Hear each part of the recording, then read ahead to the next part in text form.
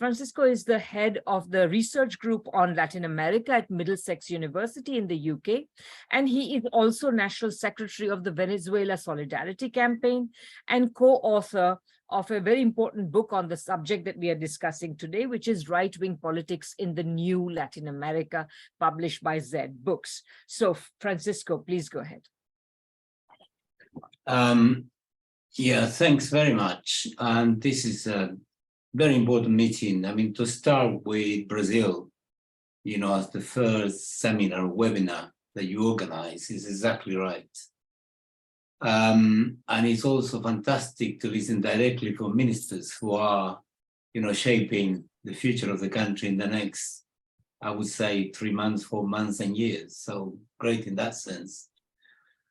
I just want to concentrate on a few important political issues, which will be inevitably partial because, you know, Brazil is so big and it's so complex. We all were shocked when we saw the rioters going into Brazil, into the Brazilian buildings, you know, in Planalto, and the Supreme Court, as well as the building of Parliament. We were even more shocked to learn very quickly, as a result of the news that were coming through, that actually there was no security. There were no security forces in real numbers to stop them.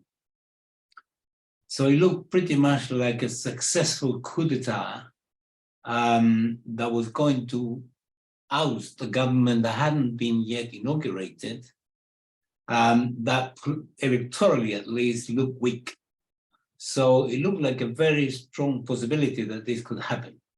And given that Bolsonaro, his forces have prepared the ground, you know, to create the ambiance, the atmosphere of chaos and a coup, then I felt for a few hours that actually that they've been able to do it.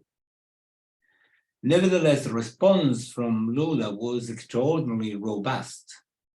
I wasn't shocked by that, but I was delighted to see that his response was very, very robust.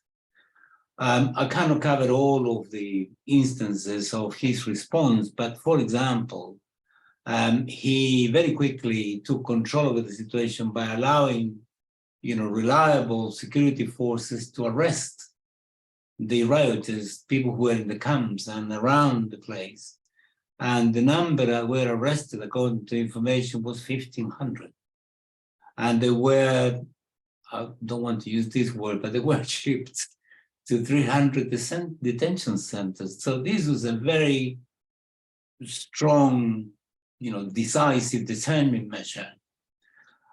This was taking place in the context of some of his political measures that had taken place already. Lula was inaugurated on January the 1st. On January the 2nd, he signed an executive decree, I think that's the technical term for it, revoking the privatizations of 6 state companies, you know, that have been privatized by Bolsonaro. And then I was thinking, that's a very good way to start. Then if you actually follow developments from the 2nd to the 8th and the 9th, when these rioters were arrested, that was also very interesting. He dismissed his presidential military security entourage, which is about 50 of them. And then he began, I don't want to use the term too exaggeratedly, but I think he began some sort of purge of the worst elements within the army. People like Eleno, for example, were, as it were, you know, evidenced as being golpistas, and they began to be isolated politically. Lula also announced, and I'm not sure how fast he can go on this, but he announced he was going to sack 8,000 military officers that have been placed by Bolsonaro as sort of civil servants throughout the state, you know, the Brazilian state, throughout the nation.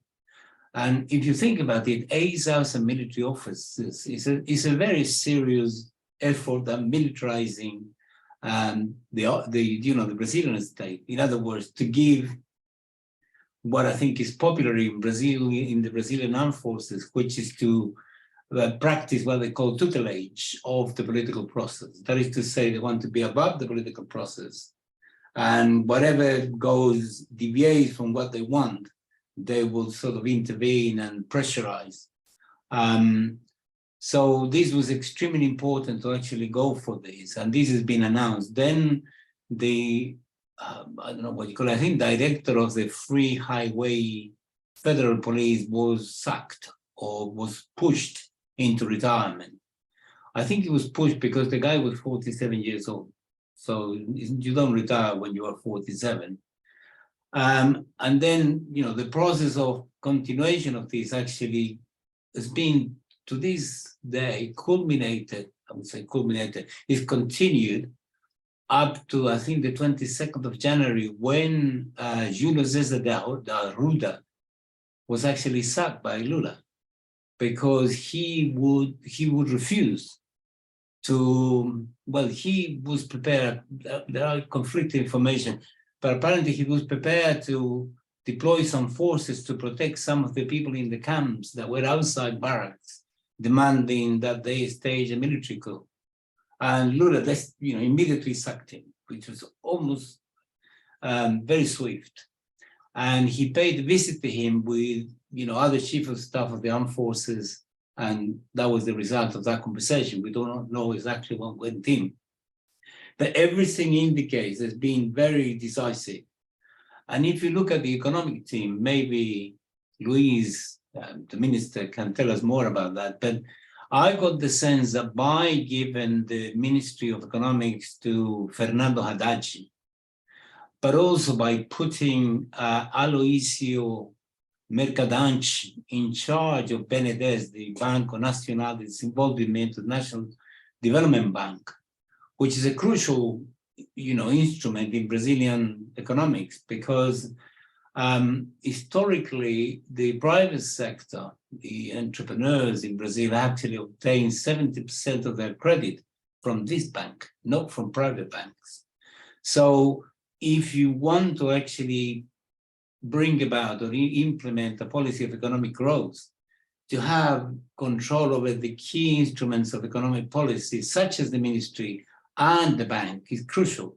So clearly he's moving in that direction. So that's number one. Very robust response. It's got very strong support, across the key Brazilian institutions. I was a bit surprised by this, and perhaps, when we come back to discuss, we can clarify it a bit better. But my sense of the response of the Brazilian establishment was very surprising. I was following Folha de São Paulo, Estadão de São Paulo, the magazine Veja, Global, TV, Global TV, and they were not in favor of Bolsonaro. Quite the opposite. They were supporting, Lula as the candidate in different ways, obviously, with their own jargon and their own narrative. But that was surprising, because all of those newspapers, all of that media was the one that actually was key to, one, impeach Dilma and then imprison Lula.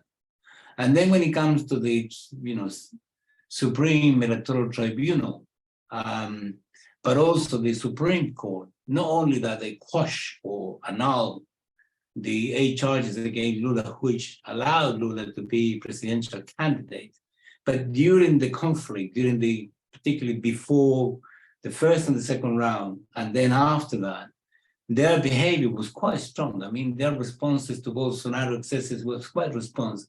I want to highlight the role played by Alexandre de Moraes, which was, incredibly strong and very, very good indeed.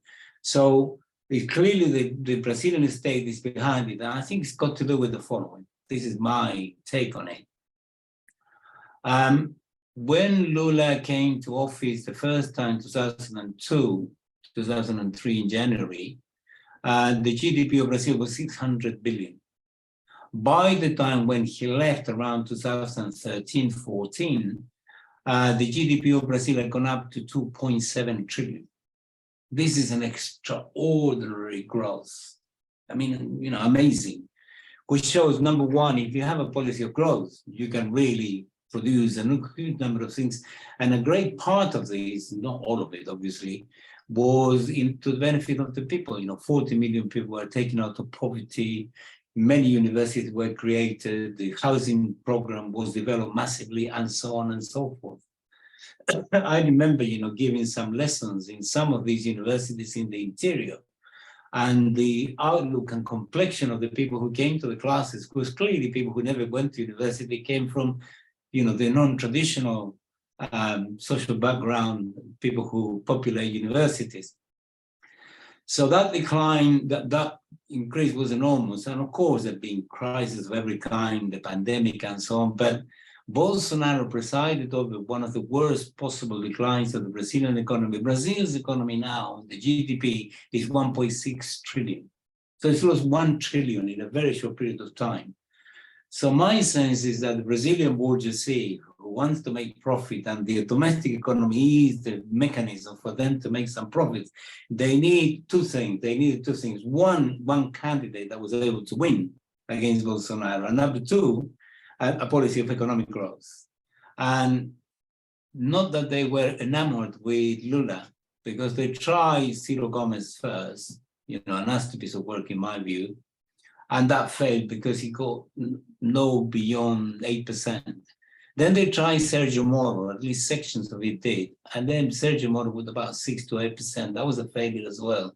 So they had to settle with Lula, and these things Lula was proposing this broad front, in order to win the elections, which is a key strategically speaking. I entirely agree on this, and Lula got it right. So therefore, what I think now is going to happen and needs to happen is excuse me if I invent this word, the debolsonarization of the Brazilian state. It needs to be cleaned up. How exactly? I would prefer to be swift and sharp, but that's up to the Brazilians to decide.